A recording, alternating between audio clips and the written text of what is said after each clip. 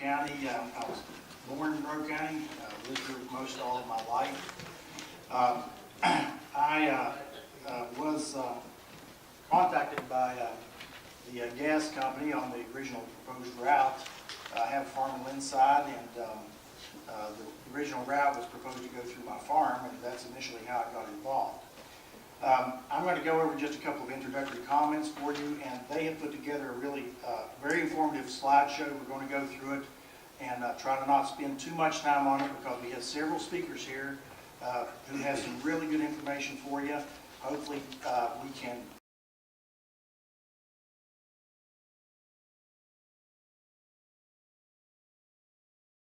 So we have spent over the past, I never knew anything about these pipelines. I don't think anyone did until sometime late this summer. And since then, we have spent, I would say more than half of the time of 6 lawyers on not only this pipeline, but 2 other pipelines that are proposed to come from the same area in West Virginia, roughly to the same area to the south. I've been to meetings now. Last night I was in a meeting in Buckingham County, Virginia. I've been all up and down West Virginia and pretty far into Virginia at more than 30 of these meetings by now. And I have yet to meet a person who's in favor of any pipeline coming across their property. How many people here are property owners that thinks a pipeline may come across their property? Okay, quite a few of you. Does anybody want the pipeline on the property? Right, so that's everywhere from Gilmer County, West Virginia, down to Buckingham County and beyond. And I believe that these pipelines are unnecessary. Of course, Dominion and in this case, EQT and Transco, they would like to have these pipelines because they can make a bunch of money off of them if they don't have to use somebody else's pipelines. Instead of paying royalties to somebody else to use their pipeline, those people will have to pay them royalties. It's like if the coal companies decided that each one of them needed their own interstate highway to take their trucks, and they all built their own interstate highways.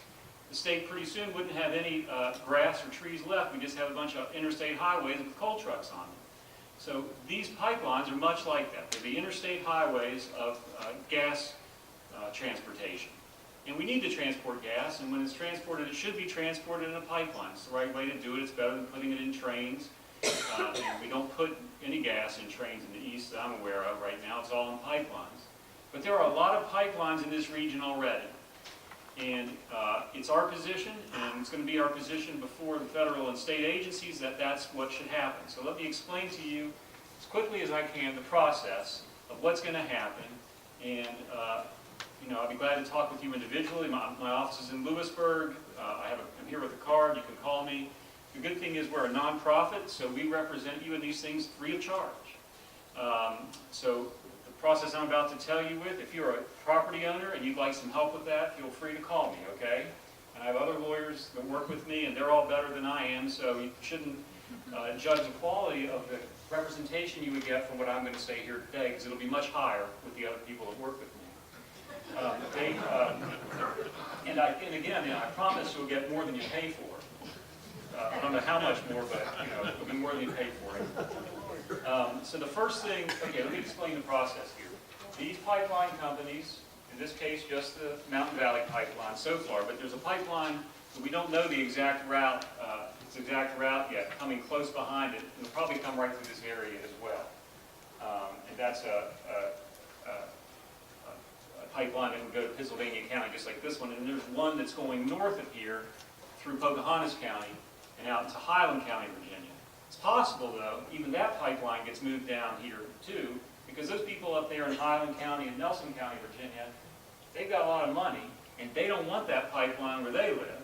So it's a lot easier, as we know in West Virginia, for people to push pipelines down onto us rather than through expensive neighborhoods in Virginia. So the Dominion pipeline is possible that will get moved down here, too. So we could conceivably looking at 3 42-inch pipelines coming through this area. By a point of comparison, how many people here have heard of the Keystone XL pipeline? Okay, almost everyone. So that's a big pipeline that's going to be built from Canada down to the Gulf to carry oil. So these are 42-inch pipelines. There are 3 of them so far.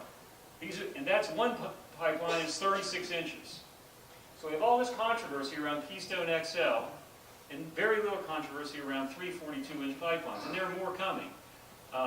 There's been a big discovery of petroleum recently in Putnam County, Cabell County, that area, and also in eastern Kentucky. And they're going to start fracking, I think, for petroleum in that part of the state. Of course, to get that to market, pipeline's going to have to come through here too. So, you know, we're going to develop, unfortunately, a lot of expertise on pipelines in this region.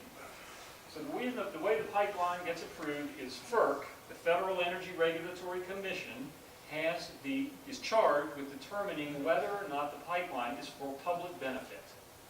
If FERC determines that it is a public benefit, then FERC may take the extraordinary power of granting a private company, in this case, the Mountain Valley Pipeline, a private company the right to take your land for its private gain. Now, that doesn't seem like the kind of thing that we grew up understanding eminent domain to be. We thought, or I did anyway, that when I went to law school, eminent domain was if you wanted to build a school or road or hospital and the community really benefited from that. You know, the guy with the farm who didn't want to sell it, well, the community could take a piece of that farm to build that school or that hospital. And I think we all understand that sometimes that's necessary if it's going to really benefit the public and the community. But in this case, these pipelines don't benefit anyone in Monroe County, Greenbrier County, or Summers County. None of the gas will be used in West Virginia. It's just passing through on its way from northern West Virginia to Virginia and North Carolina, and probably ultimately abroad. So I don't see any public benefit here. And we're going to, but if FERC, the Federal Energy Regulatory Commission, does determine that there is a public benefit, and it will grant the right of eminent domain. But we're far from there. That's where we're going. The first step is to step back. Now the pipeline companies are trying to survey property before they have a determination by FERC that it is for a public benefit, okay? And they claim that they have the right today to come onto your property and survey it before they've been granted this certificate from FERC that would allow them to take your property. I don't think it's that simple. And we represent many people already who have gotten letters from from the pipeline company, threatening lawsuit, and we wrote to those companies and said, you may not come on our client's property until you go to court to get an order to do that. And we will represent you if you would like in that process, and we won't charge you. And I think it's important to make these pipeline companies comply with every part of the law, because we need to make sure that this pipeline has a chance to die from just a lack of forward momentum. A lot of projects die that way. Economies change. This is a boom and bust. You know, it's an energy economy, right? All energy economies, we know what it's like in West Virginia. Coal economy's good, coal economy's bad. Texas, you've got oil.